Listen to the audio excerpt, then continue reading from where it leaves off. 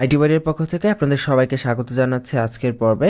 আমাদের আজকের পর্বের বিষয় হচ্ছে জাভাস্ক্রিপ্ট সুইচ স্টেটমেন্ট। গত পর্বে আমরা ইফ স্টেটমেন্ট দেখেছি, তো সুইচ স্টেটমেন্টটা অনেকটা ইফ স্টেটমেন্টের মতোই কিন্তু একটু ডিফারেন্ট। তো চলুন আমরা দেখে নিই। দেখুন, ইফ স্টেটমেন্টে আমাদের একটা কন্ডিশন ছিল, সেই কন্ডিশন মিট করলে ভেতরে ঢুকতো। তো আসলে সুইচ স্টেটমেন্টে বিভিন্ন কেস থাকে। কেস অনেকটা কন্ডিশনের মতোই, কিন্তু এখানে অনেকগুলো কেস থাকে। আপনি সুইচ স্টেটমেন্টে অনেক কেস ক্রিয়েট করতে পারবেন। তো সেই ক্ষেত্রে আমাদের প্রথমে একটি এক্সপ্রেশন থাকে। সেই এক্সপ্রেশন থেকে যে রেজাল্টটা আসবে, সেই রেজাল্ট অনুযায়ী নিচে বিভিন্ন কেস আমরা ব্যবহার করতে পারবো। সেই এক্সপ্রেশনের সাথে যে কেসটা মিলে যাবে, সেই কেসের ভেতরে যে কোড থাকবে সেই কোডটা এক্সিকিউট হবে। সেই কোডটা এক্সিকিউট হওয়ার পরে এখানে আমরা ব্রেক ব্যবহার করেছি। ব্রেকের মিনিং হচ্ছে যখনই কোথাও একটা ব্রেক পাবে, সে সরাসরি এই পুরো ব্লকটা থেকে লাফ দিয়ে বের হয়ে যাবে। সো এর মিনিং হচ্ছে আমরা এখানে একসাথে অনেকগুলো কেস দিতে পারতেছি। যে কেস স্যাটিসফাই হচ্ছে সেই কেস অনুযায়ী এখানে কাজ করতেছে। সো বিষয়টা প্র্যাকটিক্যালি দেখার জন্য আমরা এখানে একটি রেডিমেড কোড লিখে রেখেছি। এটা অনেক বড় কোড, আপনাদের সামনে লিখতে গেলে অনেক সময় লাগবে, এবং এই কোডটা আমরা W3 স্কুলস থেকে নিয়েছি, এবং আমরা মনে করি সুইচ বোঝানোর জন্য এই কোডটা অত্যন্ত পারফেক্ট একটা কোড। এবং এই ক্ষেত্রে একটা বিষয় আপনারা আমাদেরকে বলতে পারেন যে আমরা শেখানোর জন্য ইন্টারনেট থেকে কেন কোড নিলাম। প্রকৃতপক্ষে এই পৃথিবীতে এমন কোনো কোর্স মানুষের দ্বারা বানানো পসিবল না, যেই কোর্স তৈরি করে একজন মানুষ বলবে এই কোর্সের ভেতরে একটা সাবজেক্টের সব কিছু দেওয়া হয়েছে। It's totally impossible. কারণ প্রতিদিন নতুন নতুন বিষয় বের হয়, নতুন নতুন ট্রিক বের হয়। সো নতুন নতুন ট্রিকগুলো আসতেই থাকে, এমন না যে সব কিছু সীমাবদ্ধ।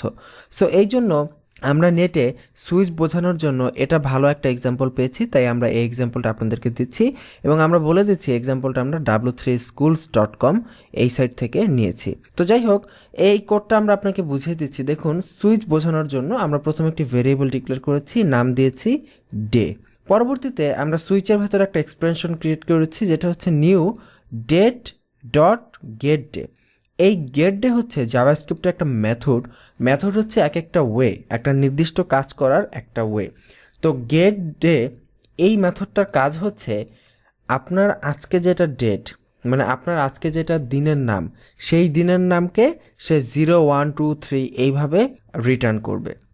মিনিংটা হচ্ছে, ধরেন আজকে যদি সানডে হয়, আজকে 0 রিটার্ন করবে। যদি আজকে মানডে হয়, 1 রিটার্ন করবে।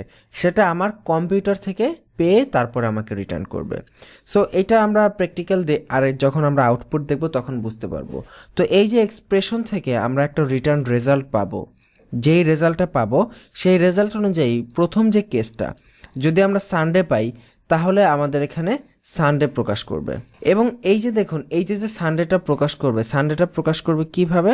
Document dot get element by ID এইটা ব্যবহার করে। এই যে আমাদের যে ভেরিয়েবল রয়েছে, দেখুন প্রত্যেকটা কেসে দেখেন আমাদের ভেরিয়েবলের ভেতরে আমরা আমাদের দিনের নামগুলো ঢুকিয়ে দিচ্ছি। যদি আমাদের এই গেট ডে এলিমেন্ট যদি 0 রিটার্ন করে, তার মানে এই কোডটা এক্সিকিউট হবে। এই কোড এক্সিকিউট হওয়ার মানে কি হচ্ছে, সানডে নামের কথাটা এই ডেতে ঢুকে যাবে। যদি আমাদের এই ফাংশনটা, যদি আমাদের এই মেথডটা যদি 2 রিটার্ন করে, তাহলে কি হবে বলুন তো? তাহলে এই যে কেস ইকুয়াল টু 2 যেটা রয়েছে, এই ব্লকটা এক্সিকিউট হবে। এই ব্লক এক্সিকিউট হওয়ার মানে হচ্ছে 2 ইজ ডে নামের কথাটা ডে নামক ভেরিয়েবলের ভেতরে ঢুকে যাবে। তো ডে এর ভেতরে ঢুকে গেলে কী লাভ হবে?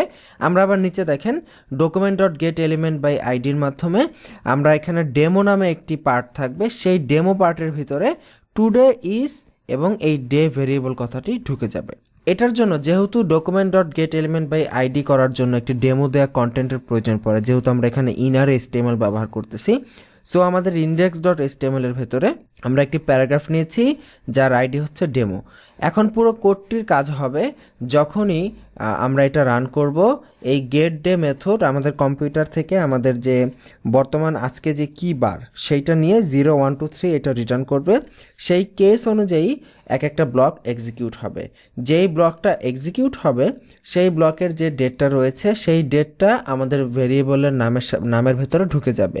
পরবর্তীতে আমরা সেই ভেরিয়েবলটাকে প্যারাগ্রাফের ভেতরে আউটপুট হিসেবে দেখাবো।